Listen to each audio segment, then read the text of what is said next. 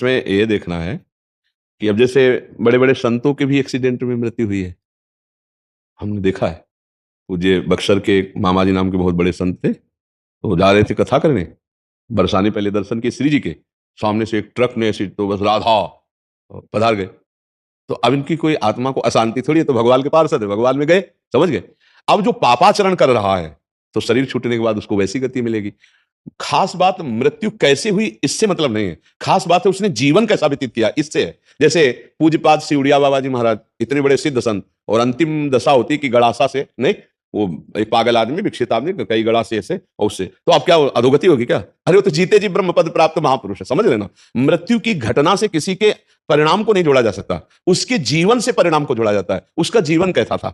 मानो जैसे परीक्षित जी का सर्प काटने से मृत्यु हुई, तो उनकी दुर्गति थोड़ी हुई, तो सीधे परम पद में गए। क्यों? जीवन भगवान में था, भजन में जीवन था। अब जैसे कोई बहुत पापात्मा है, पाप कर्म कर रहा है, तो देखा गया कोई कष्ट नहीं, बहुत आराम से मृत्यु हो गई, बहुत आराम से मृत्यु। हमने देखा है कि कोई बीमार नहीं रहे, वैसे दिल फेल हुआ 2 मिनट में चले गए। एक आदमी पाप करता है, जुकाम नहीं होता है, खूब चौड़ी छाती करके खूब घूम रहा है। एक आदमी बड़े धर्म से भजन कर रहा है और जीवन उसका बड़ा दुख में देखा गया।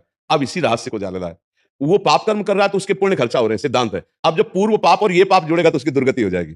अब इनका अंतिम जन्म है, तो इनके जितने पापों से भुगता दिए जाते हैं। अंतिम परिणाम जाना जाता है जीवन की धारा से। तुम्हारी जीवन की धारा कैसी रही? अब जैसे एक आदमी है, अचानक बैठा हुआ है, दीवार गिरी, मर गया, उसे आप अकाल मृत्यु कहेंगे, लेकिन अब उसने जीवन कैसा व्यतीत किया है?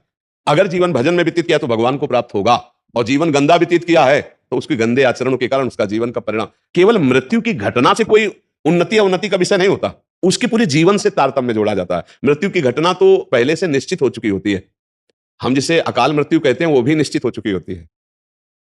भाई जैसे हमारे पाप बहुत बढ़ गए, तो भरी जवानी में हमारी मृत्यु होनी है, एक्सीडेंट से होनी है, कैसे होनी है,